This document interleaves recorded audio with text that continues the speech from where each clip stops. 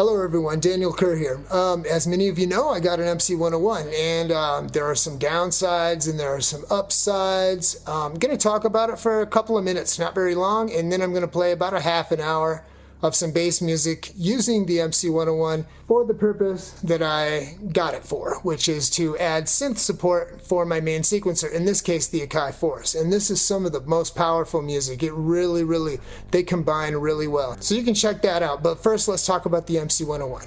Okay, so here we are inside the MC-101. Now, when I first got this, I had a 3-month subscription to Roland Cloud, and I had the best subscription, so I had all the stuff, including the Zenology Pro plugin, which I could use to make voices for this. Now, I never really did get into that. Right now, I'm just getting used to using the machine, so I'm just messing with the presets, right? Thing is that, I probably, if I was going to keep this, I would get into it more later, but I'm not sure I'm going to keep it. I think I'm going to use it for these upcoming shows alongside the Akai Force, and you'll be able to see some of that in a moment. But as it stands right now, there are too many limitations. Let me explain. Right, so right now we're in clip view. If I go to note, I have 4 tracks. What I was going to do is in track number 1, I was going to have some drums. I was going to load up a 16-pad drum kit, but they were just going to be effects and maybe some vocal samples that I could fire off by hand, right, just by hitting them. So there's no sequences on track number 1 in any of the parts right now. Now the first thing is that it's USB powered, and when I plug this into USB on the Force and run the audio to the Force, then what happens is I get a terrible high-pitched noise, and this is normal. Everybody who has one of these has the same problem, so this is a known issue. So as you can see, I have to use DIN MIDI, and I have to actually send this to a power brick to avoid that feedback loop and cut down on that noise. That right there is unacceptable. If it were for that alone, I would still get rid of this machine, but there's more. For one thing, everybody knows that I like to build my stuff for my hardware inside of Ableton Live, right? Many people get hardware devices because they want to go DAW-less. I'm not that guy. I love my DAW and I love my hardware. I like to do my stuff in the DAW. Now here's the thing, right? If I set up channels 2, 3, and 4 in Ableton, and I run them at once, if this record is engaged, it doesn't record on all 3 channels at once. It only records on the track that I have selected here, right? So in that case, I have to go through and I have to run through the sequences over and over in order to get all of the stuff that I want on all of the channels. That's ridiculous. It's 2025. We should be able to record, just ARM record, and every MIDI channel should be able to record at once, but it can't. So okay, there's that. Next thing is, once I have a sequence in here, sequences go into clips. Now you can see I have all these clips, and all these clips are yellow because track 3, which is selected, is yellow. The project files cannot load while the sequencer is running, and they take up to 1 minute to load a new file. Depending on if there's a lot of samples in there or whatever, well, that's unacceptable because I need to be able to record full sets, right? Now I can change voices per clip, and that's great, okay? And that allows me to put probably up to 16 parts, 16 4-channel sequences to go along with my other sequencer, in this case the Akai Force. However, I cannot change the color of these individual pads, so they're all yellow.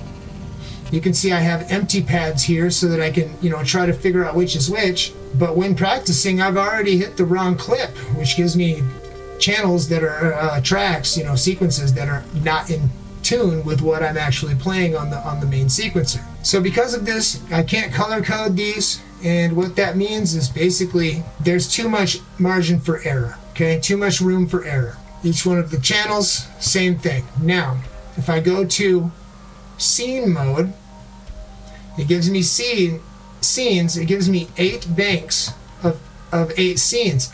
That's plenty enough for me to get through everything. However, I can't color code these either, so basically same thing. I guess I could sit with a notepad and try to look at it while I'm trying to perform with multiple hands doing multiple things, but it's just not going to work out. Another thing is, I wish I didn't have to use scenes. I would like to somehow just make everything here go to the next clip. If I could get all 4 channels to go from one clip to the next clip without having to save scenes, then we'd be straight. Then I'd be able to do this, right? But even so, I could probably still do it with the scenes, but I'd have to keep track of where I'm at, have to look at the Force screen and see when the next like key change is coming up and try to time it and everything. So yeah, this guy's gonna go. I'm probably gonna replace it. I don't know what with. Maybe an MC-101, but I'm not sure that it doesn't have the same limitations as the 101. I wish I could get a Blofeld with a sequencer. That would be perfect. Chef's kiss. Nonetheless, all that said, the MC-101 sounds fantastic. I know a lot of people have said that it sounds kind of sterile, it sounds kind of lame. It just sounds like the VST, like the Xenology Pro VST. And to be honest, that's good for me. These multi-effects are fun to use.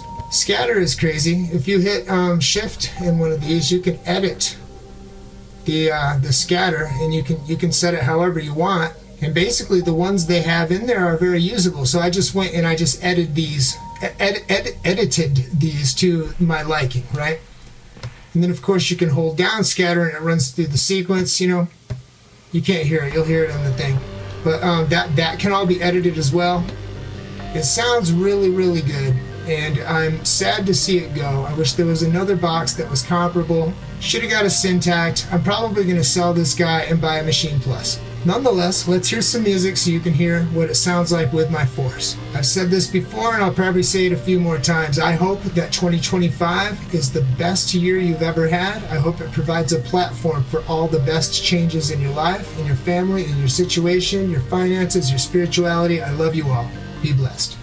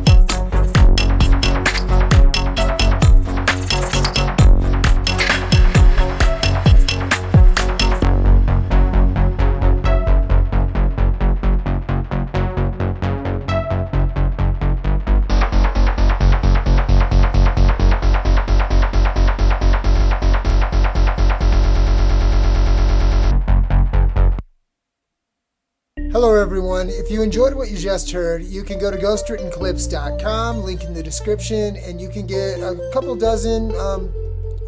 gigabytes of free resources for a plethora of hardware: ES2, ESX, Akai Force, MC-101, Octatrack, and others. And you can also find all kinds of resources that are paid that I've really put a lot of time into, and all of these contain huge amounts of stuff that you can use to create bangers. I hope 2025 is the best year you've ever had. Be blessed.